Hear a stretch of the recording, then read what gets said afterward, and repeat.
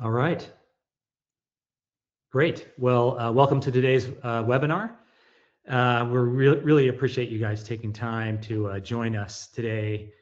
And if you see this Peloton behind me, this is not a workout seminar. This is AI search and what it means for your practice. We're really excited to take you through this. As you know, and I'll jump to the next slide. AI is changing a lot of things, and definitely it's changing how consumers and patients and all of us search. And so we're going to talk about it specifically for patients looking for practices like yours. And it's everywhere now, and it continues to expand rapidly, but especially in healthcare. We've seen healthcare as one of the biggest AI agentic search categories out there, more than other categories. And so it's becoming even more of a revolutionary change in a shorter period of time.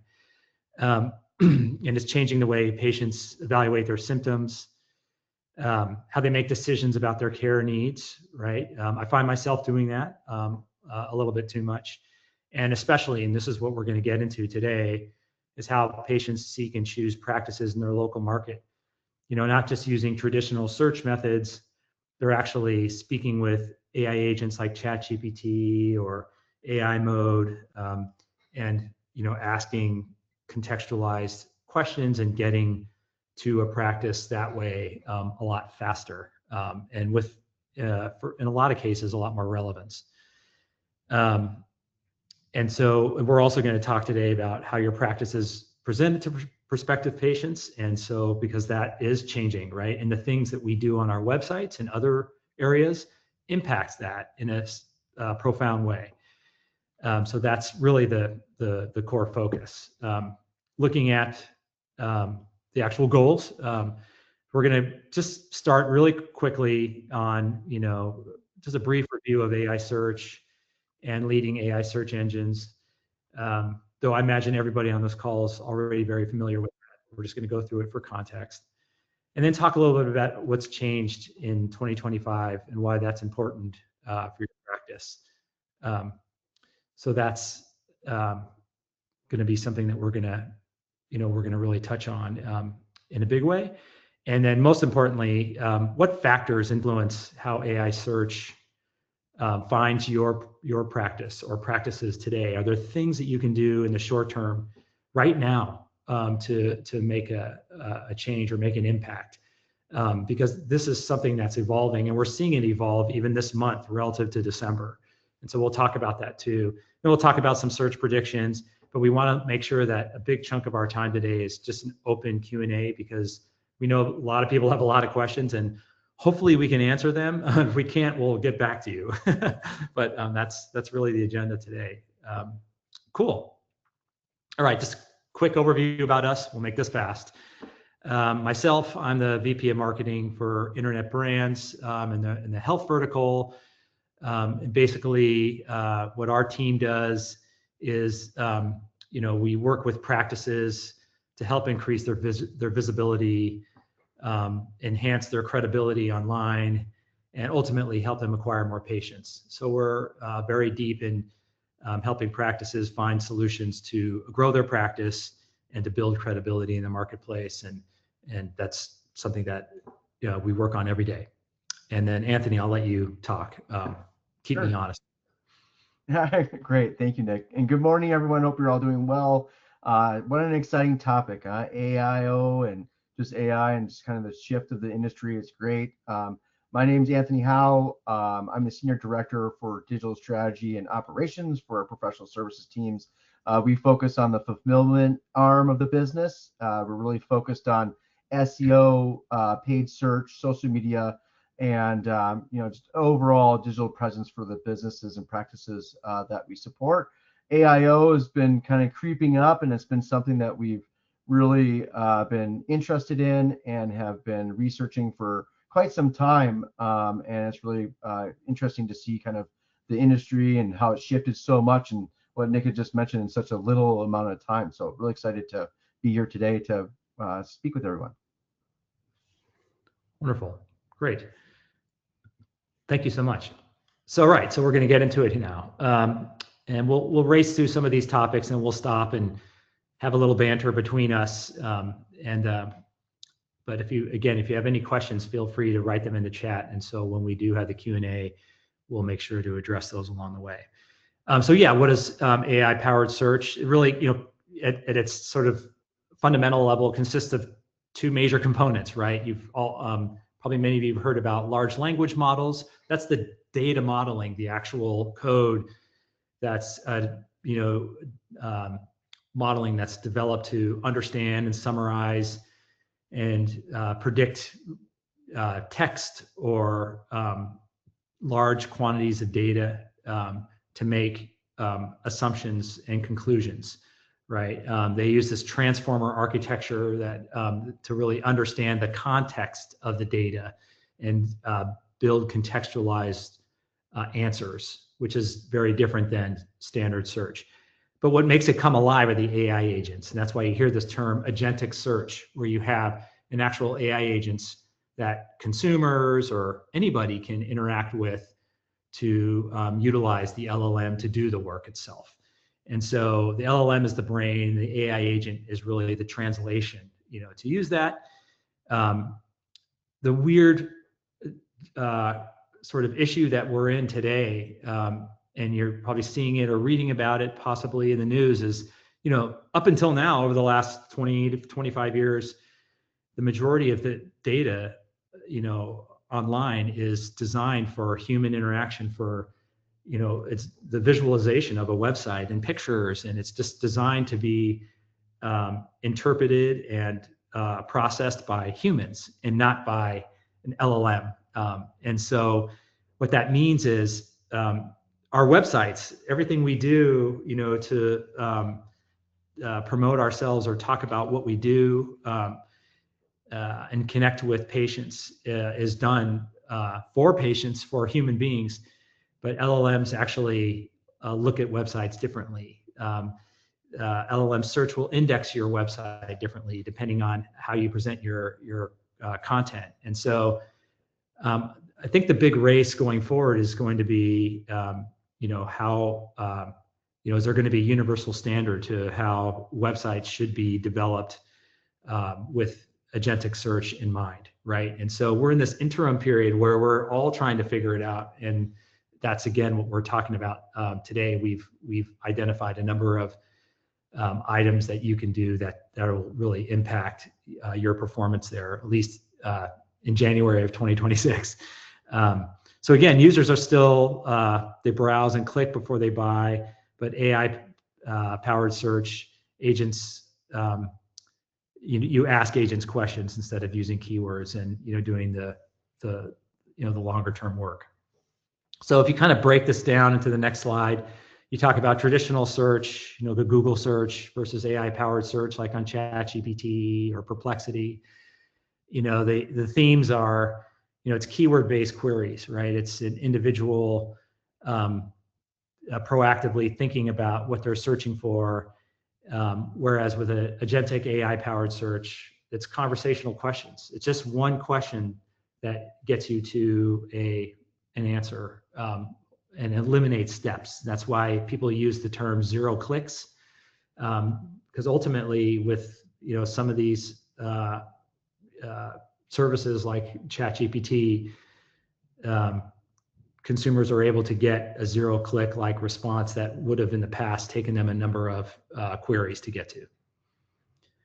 User researches and synthesizes. So in the old world, or at least the world of today still, with traditional Google search, I'm looking to trying to understand more about a practice.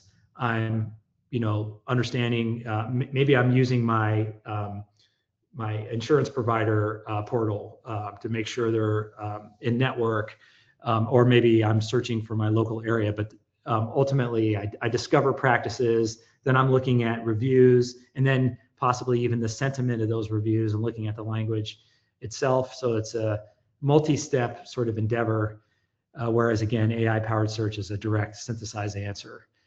In traditional search, there's blue links, and there's not really anything on the like that on the AI powered search side. It's already context aware and adaptive. So yeah, that's definitely a difference.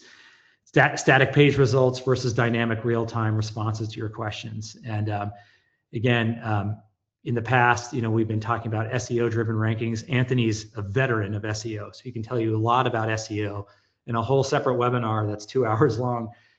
But here it's, now with agentic search, it's understanding your intent, not just the keywords themselves, the literal words. It's more about, what are they really asking for, and understand the context of the search question that you're asking.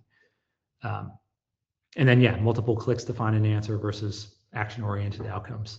I don't know, Anthony, if you got any comments or. Yeah. I think two things kind of come to mind. The first question that maybe I know I'm asking myself this question. I'm sure some out there may be asking the same question: is SEO dead? Right? And I think the short answer to that is no, it's not. It's just gotten more complex, right? Yeah. So I think what we're seeing here is just getting people to the information faster, right? So instead of having to do like Nick had just said, like we're clicking one time and then we have to find this little bit of information and we look for something else and we kind of compose and compile this information that we have to make a decision. The whole idea behind this, provided the information is good, is to get you to that information in one conversational query, which is very, very efficient, and really makes the whole user experience better for folks in general. If you've used any ChatGPT or any of the other Gemini or Perplexity or any of these other kind of LLMs that we'll to be discussing a little bit today, that's really I think the big value that these tools bring, is that you get to the information you quicker, and then as you kind of learn how to work with it, it can get you really great insights that you wouldn't have thought of otherwise, which is really where I think that the biggest value that this kind of transition has kind of brought. Yeah, no, exactly. This next slide is similar to the previous one again. Just as a summary, again, it's in the traditional world of Google search. It's about finding the relevant keywords that are going to get you the right search result. And we all know it's becoming more and more painful, or it has become painful. You do a traditional Google search, you have AI overviews at the top now, and sometimes in the AI overview section, there'll be practices in there. Then you have map pack, the blue links. There's a lot of distractions, a lot going on in a Google search, and it's increasingly become difficult for people to get to what they're wanting to do, which is really the answer with semantic relevance, right? It's looking at the relevance of what's being asked in the question, but doing it in a very efficient way. So again, as Anthony talked about, user-initiated outcomes, we have agentic outcomes, right? You're really getting that from your agent. Multiple clicks to get to your answer, and this is more of a zero-click environment, and we'll show an example of that, I think, on the next slide or two. SEO was the term, and it's been the term for a long time, and now people are saying AEO, answer engine optimization. Engine optimization, right, exactly. So it's just more about the answer than it is about that. And I know this is just a bunch of acronyms, right? But it's interesting to kind of see how the development of these acronyms has kind of blossomed in terms of AEO, which is answer engine optimization. We have GEO, which is generative engine optimization. Then we have AIO, which is artificial intelligence optimization, and who knows, maybe we'll have a couple other ones. I vouch for AIO just because it's a clear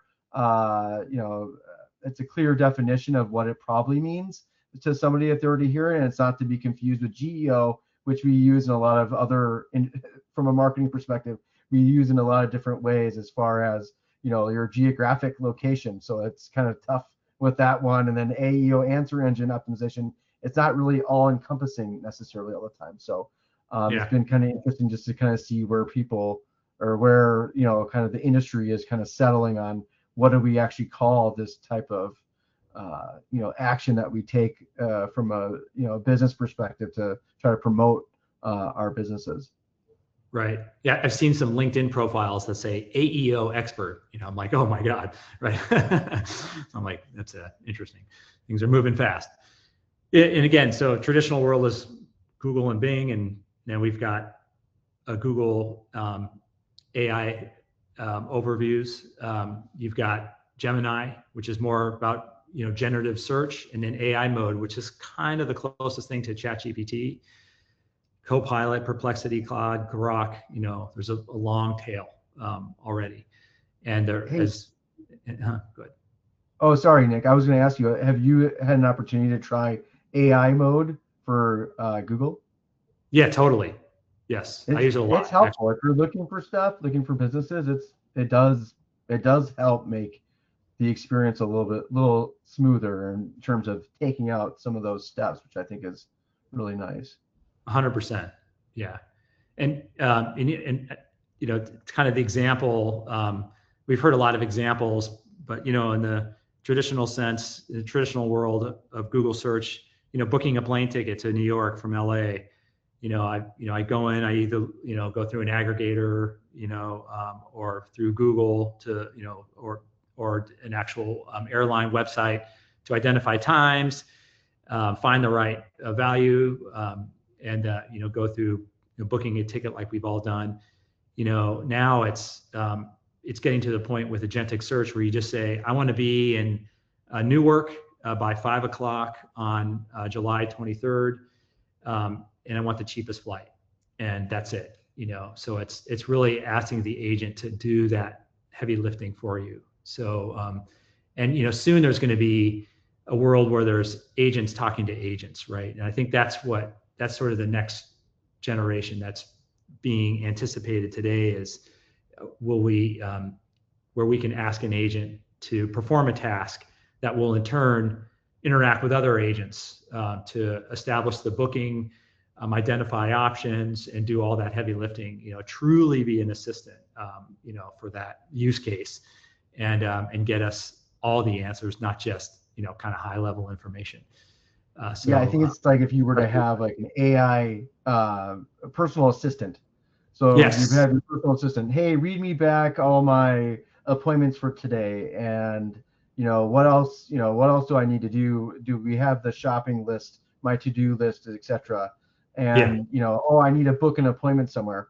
So you would be talking to your personal AI assistant, right? And then that personal AI assistant would then reach out to the other services that are out there, other agentic services that are out there, and they use that yeah, through they call it MCPs. right. Um, but it's really really interesting if you look at it. Now, I've experimented a little bit with this. It's a lot of work to set up your own personal assistant at this point. So there's a lot of you have to be pretty technical to do it right now, but obviously that becomes less of a challenge as time goes on and people actually figure out how to do this. But I definitely see that there's definitely a good value in having that, and like, hey, send your wife or significant other flowers or whatever. Don't forget it's their birthday in a week. Stuff like that. It's really, the possibilities are pretty endless from that perspective. All the things you forget that you forget to forget, right? It kind of helps with that perspective. The other quick mention I was going to say on this too is that I was recently looking at booking like a weekend ski trip at Big Bear. It's a close place, pretty close to LA, San Diego area, which both Nick and I are located near. And basically, I'd asked like, is there snow? Because it hasn't been a very great year for snow in Southern California. So I asked what trails are open. I used the AI mode, by the way. What trails are open? What are the ratings for hotels? How expensive are hotels? Like kind of a series of things to book a trip. Where similar to Nick's example there for booking a plane ticket or whatnot. Kind of utilizing that same kind of thought. How close can I get to actually booking the trip by using one of these tools? And it actually did pretty good.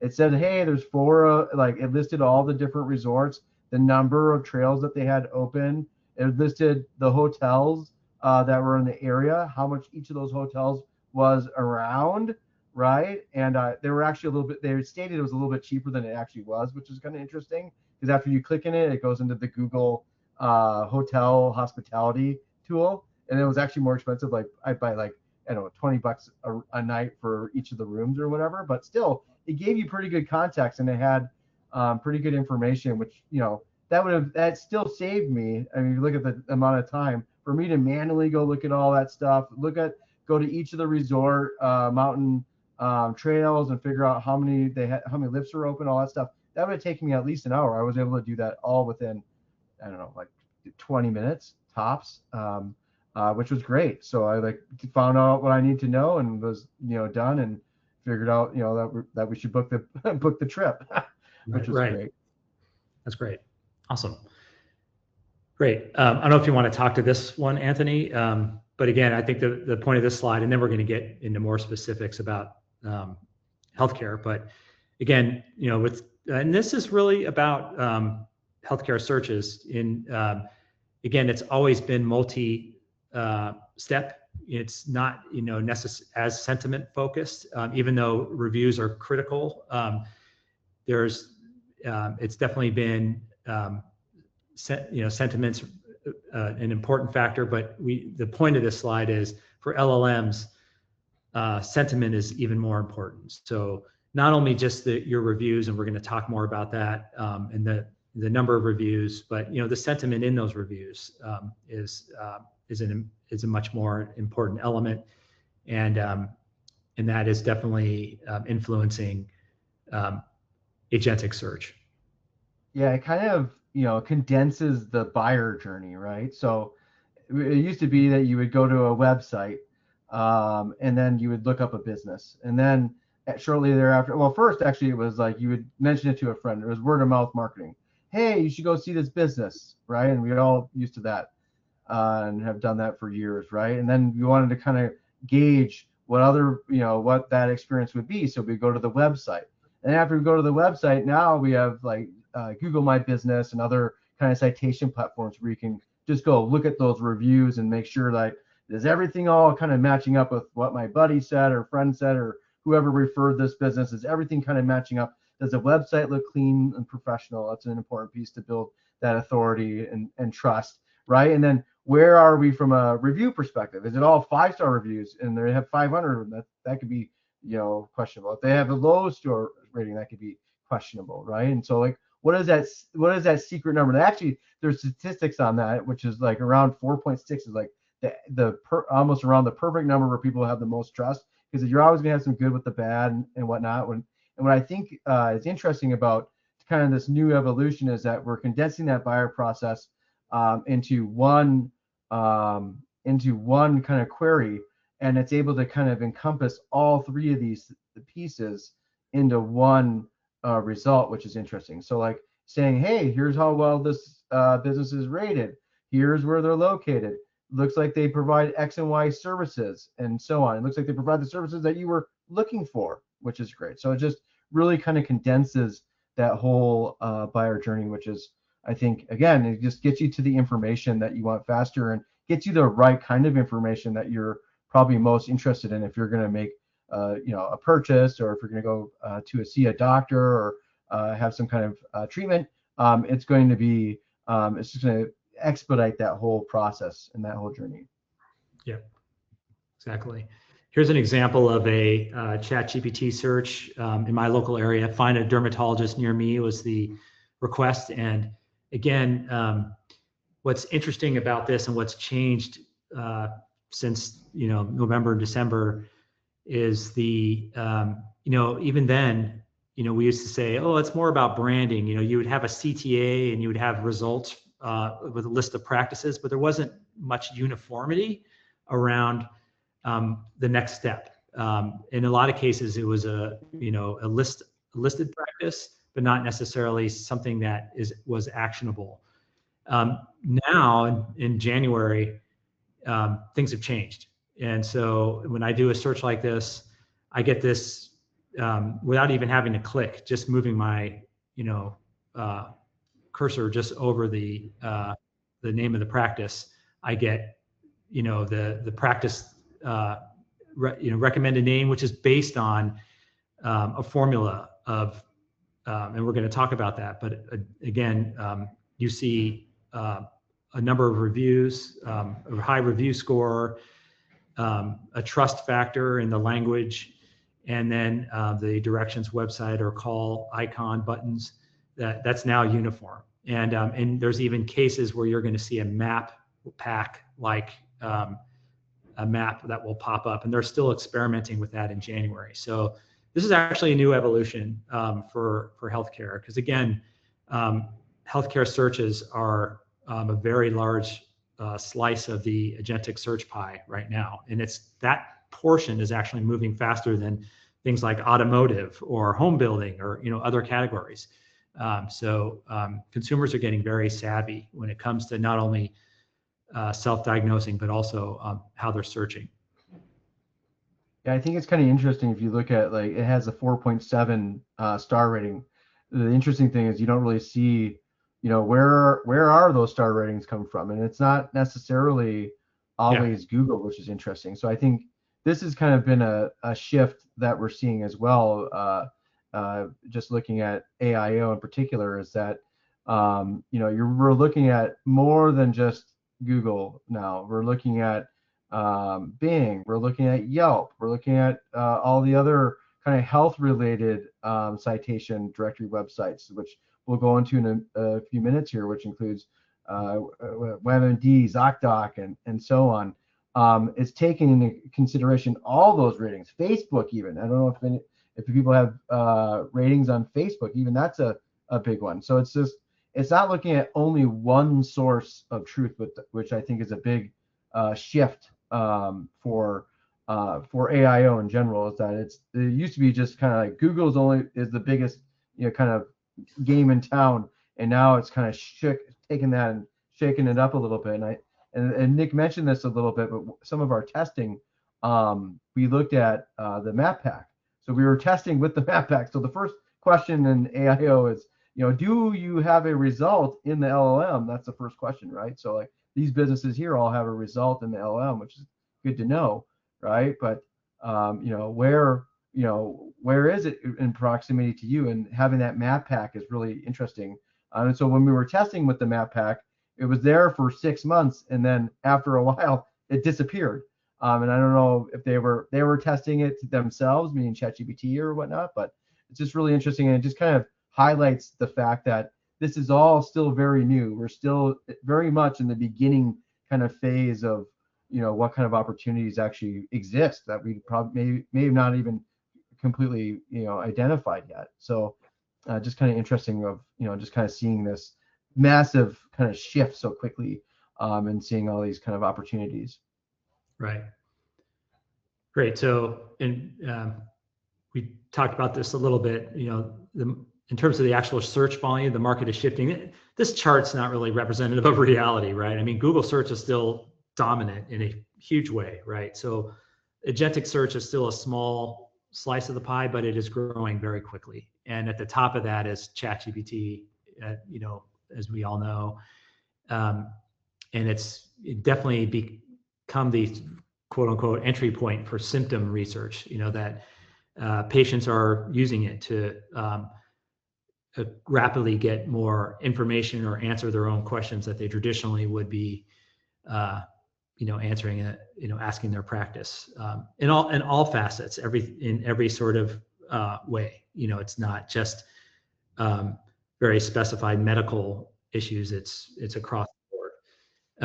And then, of course, because Google's still the big player, there's a lot of versions of Google. There's AI overviews in the traditional search side. There's AI mode, which is kind of the ChatGPT option in Gemini, which is more of a generative. The goal of it's to search as a generative search tool. But of course, you can perform all these same functions with Gemini as well. And there's obviously a lot more integration with the Google Suite and in the mobile experience. And then you got these rising challengers like Perplexity and Claude, Grok, that are good, especially Perplexity, which is pretty great. So I think we're going to hear a lot more about some of these other players that are going to be catching up as well. But incredibly, like ChatGPT is already handling like 1 billion interactions a day. It's it's moving pretty quickly. Um, Yeah. Oh, sorry. Back on that slide a little bit, yeah, just to add a little bit of yeah, feedback there. It's just something that we've been kind of observing is just kind of a shift in traffic, right? So where did all the traffic go? yeah, And one of those answers is really into the zero click world where you're having the answer presented to you at the top of Google, right? There's there. And then also within the actual LLMs themselves, whether it be Perplexity, Claude, ChatGPT, or whatnot, we're seeing referral traffic from these tools, which is interesting. So it's by proxy though. That's the difference. Is that we're seeing traffic from these tools as a proxy for the actual searcher, so that the tool is actually searching for some of this data, and we can actually kind of see that, which is interesting. So we're seeing definitely a shift in traffic, and just the whole kind of anatomy of what was kind of traffic and just kind of promotion in general. We're just kind of seeing this big shift. One of my personal favorites is Perplexity. It's a good tool because it doesn't only just do reasoning, it does kind of like authoritative searches. So it looks for existing content that's out there on the web, and it utilizes that and presents stuff that has been kind of verified at some level, which is interesting compared to some of the other tools like ChatGPT, where it's kind of doing its own reasoning and kind of coming up with different things.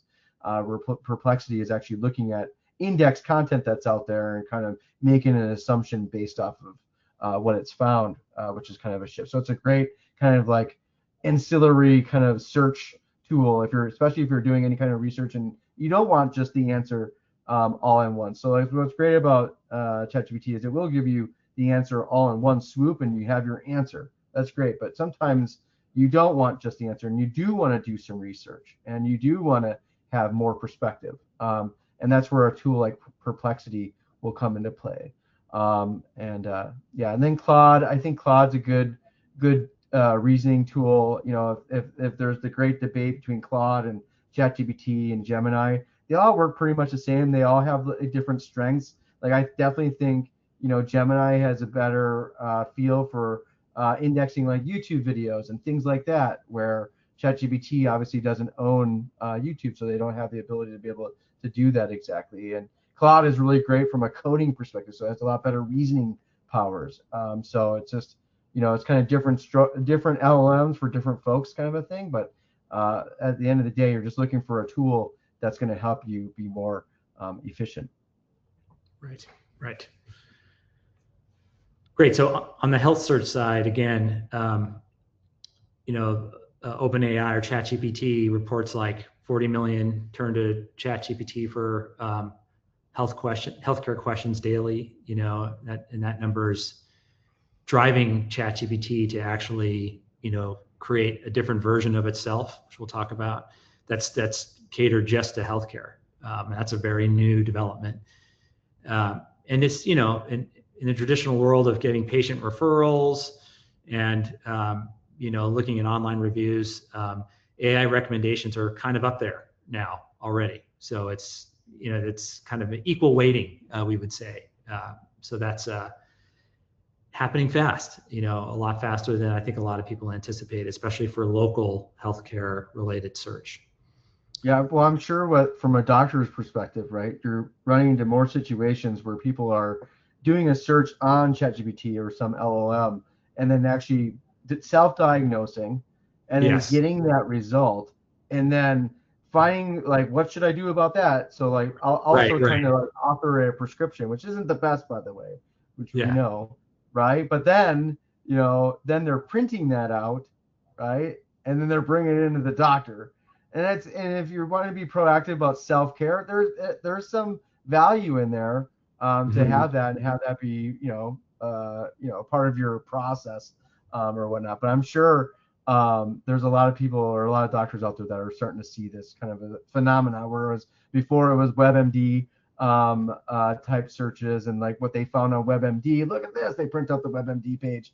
Now they're starting to print out the actual ChatGPT page. Yes, totally. That's great. And again, as I was talking about, it's become such a large subcategory of all searches that healthcare is starting to branch off. So ChatGPT's created its own version of itself called ChatGPT Health, and it's it's a it's really just kind of the same product, but a lot more focused on just what Anthony was talking about, self-diagnosis.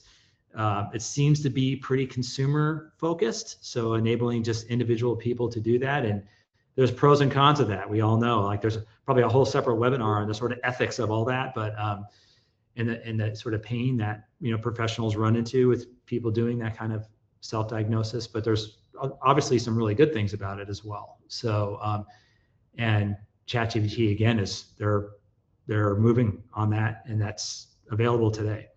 Google has a similar a development platform. It's not there's not an agent, and it's not done like in a ChatGPT like format, but it's a development platform for developers to create AI-based solutions that have medical authority. And so they're claiming that a lot of it's medical authority backed.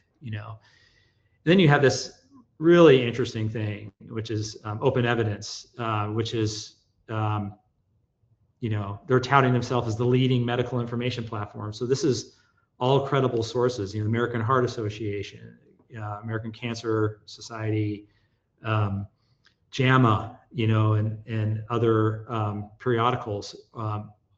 All that information is being aggregated into open evidence, and it's I think the goal of this is to be credible, a search option, and also for clinical level information as well.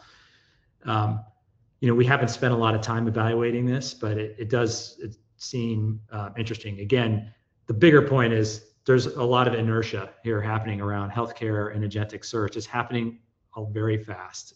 So there, but yeah, I think the key is on this page is there's a push to try to have crawling based on trusted sources versus just a general query. So that's kind of the difference. Cool. All right. And again, and maybe I'm overstating the obvious, but why people are kind of quitting the traditional search method? It's just more work, right? And it's just a lot more nuance and a lot more to sift through, and it's more time, like in Anthony's example. So, again, I think this is pretty obvious for people, but like that's really it. It's a lot faster and a lot more contextualized. You're getting a better quality response at the same time. And like today, a patient will get an answer before they even see a practice website. Of course, that's what you say with just traditional search, but here, even in traditional search, we're all getting AI overview results. And again, the majority of healthcare traditional searches on Google, there is an AI overviews, and in a lot of cases now, despite all the SEO conversations we've had, and even some of the agentic search strategies that we're going to be talking about in the next few slides, even AI overviews has listings of recommended practices or practitioners in it. So there's the hierarchy of the practice is constantly changing, even in a traditional sense. Yeah, again, I think it was kind of interesting is that we're looking at with the slide here, we're looking at one perspective right now, which is the Google perspective, and kind of having those businesses being listed there. But, that search could have easily happened in a different LLM tool. And Yeah. Are you in that one? So it starts, there's now, instead of just being kind of like one channel where you need to focus, it's really changed it to be multiple channels. So that way, depending on your flavor of, agentic searching, right? Whether that be ChatGPT or Perplexity or whatever, right? What is, is my practice, is my business right, being listed? Is it on there? Is it in the top, whatever of recommendations based on the area? And I think that is really kind of the core focus of some of the AIO research that we've been doing, trying to figure out, like what is it that makes some of that stuff tick. Exactly.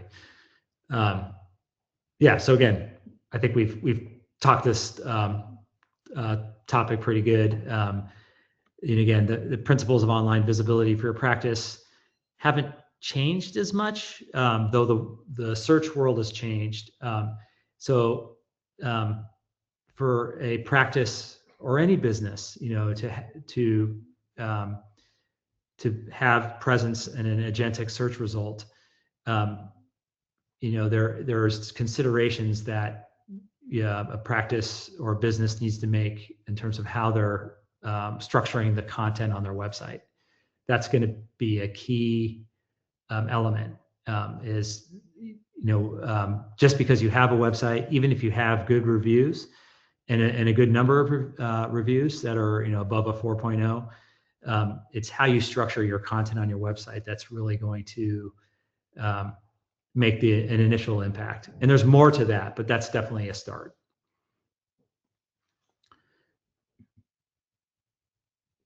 And the factors that we've talked about that impact AI search, and right now that we're seeing, there's many factors, but there's some that we've seen a significant percent of citations and search results cite is the actual content on your website, right? It's not something magical. So in that way, it is similar to SEO principles in the past, but there's some adjustments to the content that we're going to advocate that you make to your website to make sure that you're more present on some of these LLM search results.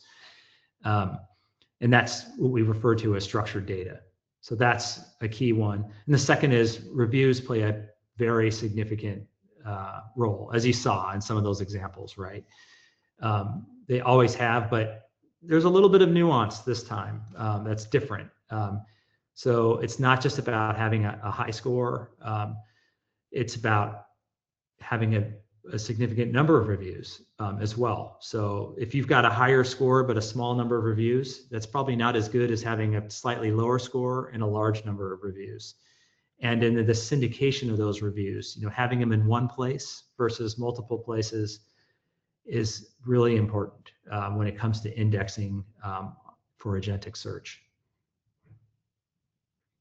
I don't know, Anthony, if you got any comments there? I was just kind of thinking, like it's interesting. I mean, I kind of mentioned this earlier, but it's interesting if you think about kind of the community score, right? And that's really what this is trying to kind of dial into. Is like, what is your community score for your practice or your business? And you're trying to figure out, what is the ideal scenario for a score? And like what you mentioned there, just to kind of elaborate on that, is that if you have a small number of reviews, a 5.0 is probably realistic because you don't have that law of averages applied to you. But if you have a large number of reviews and it's all 5.0, right, there could be some question because there's usually some good with the bad and so on. And the same can be said if it's a low score, obviously, then you're already you have some headwinds that you have to kind of overcome. So it's just kind of interesting to think about that community score and like how that applies to the overall, kind of checkbox or checklist of things that potentially could be, kind of looked at to evaluate your business and why it would be presented as a result. And that needs to be, a big focus. The other part is looking at how your frequency of reviews and then how recent your reviews are. Like, do you have if you do have a large number of reviews, was it all at once or was it consistent over time? And they're looking at the dates on that stuff. So it's just making sure that you're, staying, I guess, consistent and I think the LLMs and with medical practice is a little bit different because you can't actually ask for reviews, but just in the more of a general sense, it's looking at that, kind of consistency that you have across the board from a reviews and community score kind of perspective. Yeah, exactly. Okay, we're running out of time, so I'm going to run pretty fast through this, but this is an important one. So specific things that you can do on your website to be recognized by the agentic search engines. Um, Understand and answer your patient questions on your website. So adding an FAQ section that answers questions that your patients are commonly asking for. Um, really understanding your patients and what are the most important questions to them. What are the things that the reoccurring questions specific to what you're doing? And there's some nuance into this too as well. These LLMs are looking for net new information that's unique to you. What's unique about what you do at your practice? Um, is there, what's a sort of differentiator? So having that in a subtle but concise way is important in these FAQ sections. And we do have an example slide of an FAQ. And then, it's looking for consensus. So are there, are there facts or things that you can cite about what you do in those FAQs that can help? Of course, optimizing your technical SEO, just meaning your website performance needs to be at a baseline standard. Clean site architecture, and your web pages are loading fast. Um, Other things like creating expert level content. Like showcasing your expertise in your area. Are there articles that you've participated in, or there are topics that you're an authority in that you can cite? There's some practices that have done a great job of having video FAQs about answering patient questions that are important to them, right? And then having a video response. We've seen that, and that's making an impact for them. Having content that's what we call chunkable. It's again getting away from prose and sort of long-winded paragraphs about who you are, and more about smaller digestible sections like, what's your area of expertise, in 5 words? What are your core procedures? What outcomes do you usually strive to achieve for your patients? Those sorts of things.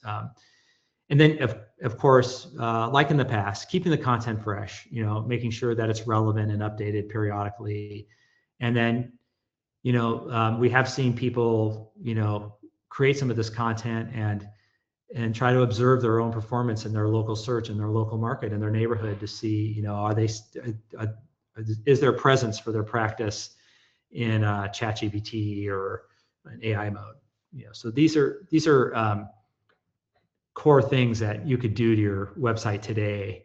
And I'm going to skip through these because we're running out of time. But again, I think it's pretty clear. FAQs are important because it's the LLMs are looking for answers. They're not necessarily looking just for lots of information. So they're really trying to kind of cut to the chase. Give me the right answer. Give me the fact-based information about what you do, and ideally what you do that's unique, and or what you do to address questions for people in that area of practice.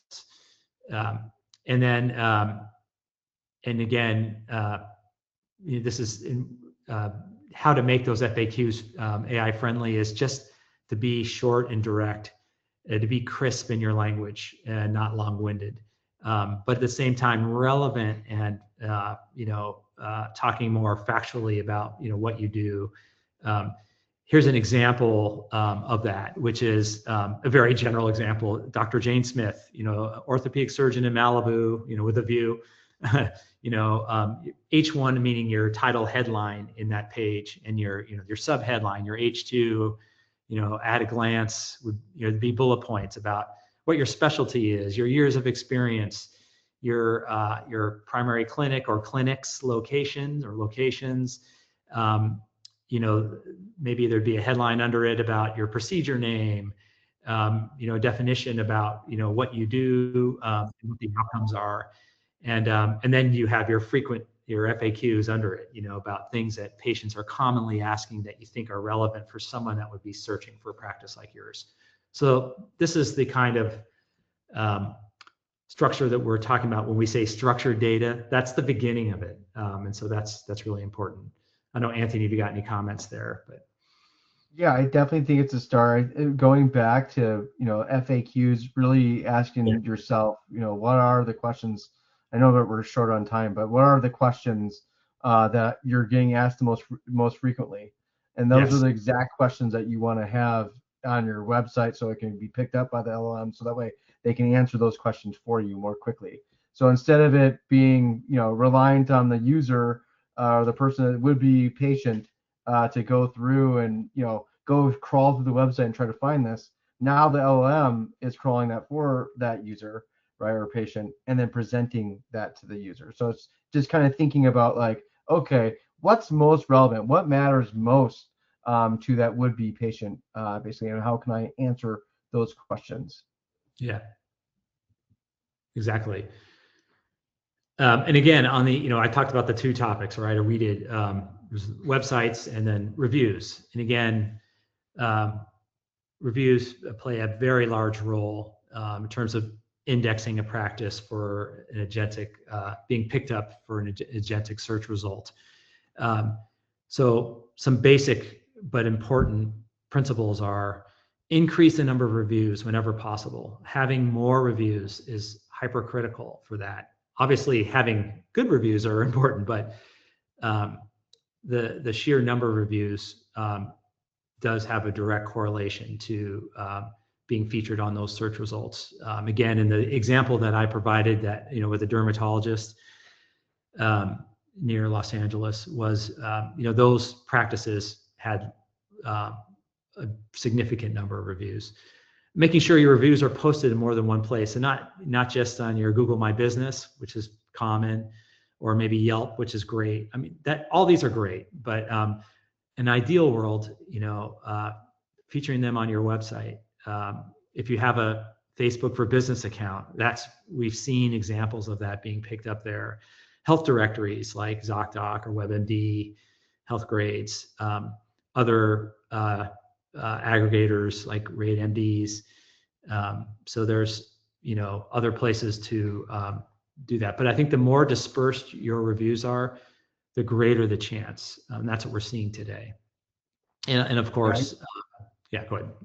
Oh, sorry. I was going to say just on the health side for, the doctors that are out there, those health directories are really important for what we plan, at least for the future, and to kind of see, kind of happening is that they are getting indexed or referenced a lot more. So it's really important just to make sure that you have a presence in those areas. And Facebook too, which are really difficult to get, by the way, but Yeah, Facebook reviews are really good as well. yeah, no, for sure. Great. I think because we don't have much time for questions, I'm going to skip over the future stuff, but we'd love to talk to you more about that in a follow-up webinar. We might do that. That'd be great. This will probably be obsolete in 3 months, but,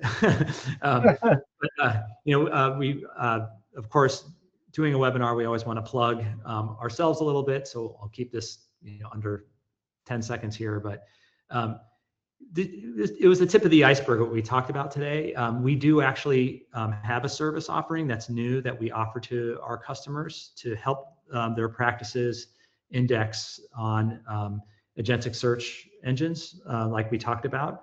So we employ the principles that we talked about on their behalf. In addition to just doing SEO optimization, we do AEO optimization.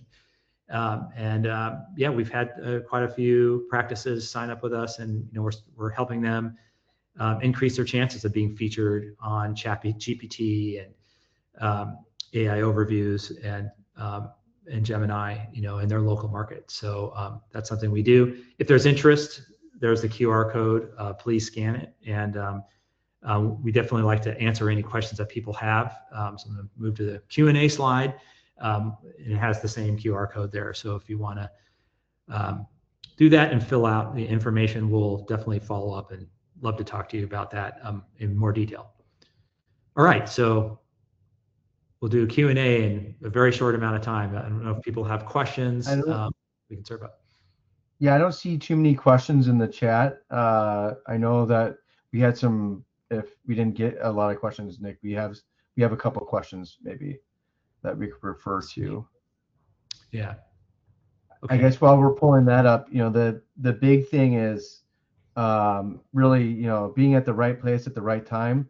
At the beginning, we had SEO, and that was, we didn't have a lot of metrics and all the insights that we have now today.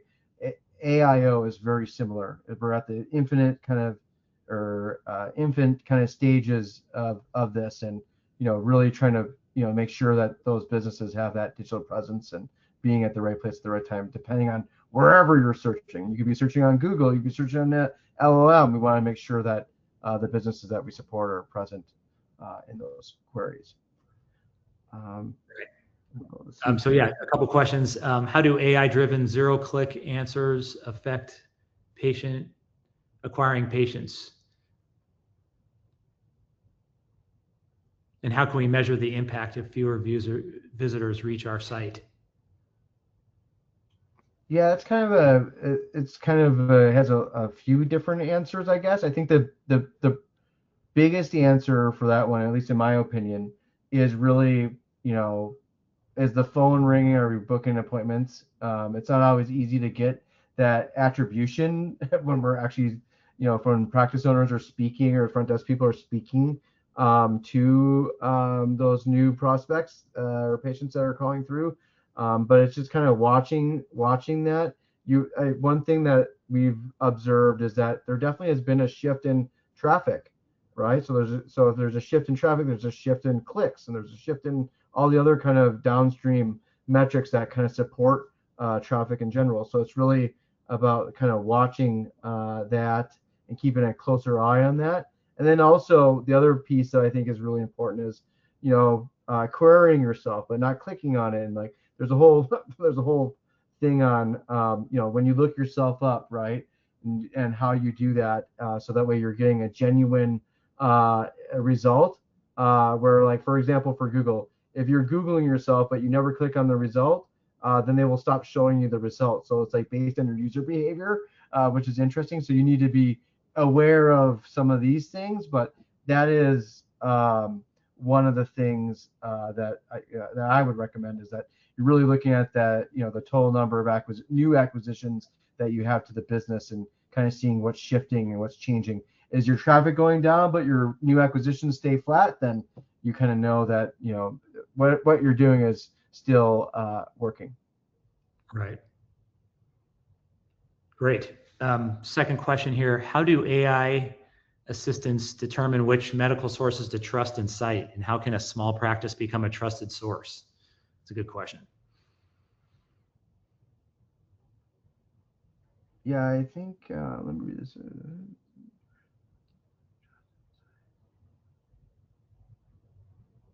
I mean, that's a really good question. I think that the it goes back to the whole review component. So like, what kind of review, what's your community score, right? Do you have those reviews distributed across different networks? How much are you pushing that, I guess? And again, with practice owners and just the medical space in general, reviews are taboo, right? Because it's, like, people need to kind of do them voluntarily, right? You can't necessarily ask for them. So it makes it more challenging, but I definitely think that's where it's at. And interestingly enough, if you go look for reviews for doctors, like, they have some of the most reviews. So it's not like people aren't leaving them. It's just that the way we go about collecting that feedback is a little different. But I think the core fundamental piece to build that trust and authority is really based off of those reviews. That kind of feedback that you have out there. Yeah, no, that's right. That's good. We have time for one more, or sure, we're done. Yeah, Okay. I think we got 50 seconds. I'll try to keep it short. Yeah, right. How can a small practice leverage AI without huge budgets? Oh, that's a great one. I think it starts with good SEO, right? Starts with good SEO in the first place, and then kind of utilizing best practices there. If you're doing great, SEO is not dead. SEO is like a platform to have good AIO, right? It's a stepping stone to have That's good right. AIO. It's not like it's starting all over again, right? Yes. Right. Yeah. We're expanding on that, and we're improving on that. So if you have the cornerstone of good SEO, then you're You're in a good already in a place. good spot to start off from an AIO perspective as well. And that's something that we do with the clients that we brought on, is that we're looking at kind of two things, kind of litmuses, which is the are you number one in the LLMs, right? That's the first question. Are you present? Do you have a presence there, right? And then the next question is after that, okay, where am I in relation to some of my competitors in my area, right? So those are kind of the two main pillars that we focus on in this kind of new world, to try to find opportunities to optimize and be more competitive in those markets. Right. Well, great. We've gone over time, so thank you, everybody. Really appreciate it. And again, let us know if you have any questions. We really appreciate you taking your valuable time to speak with us, and looking forward to speaking with you again as things evolve. We'll be reaching back out. So have a great week, and we'll be talking to you soon. Great. Thanks. And cheers. All right. Bye.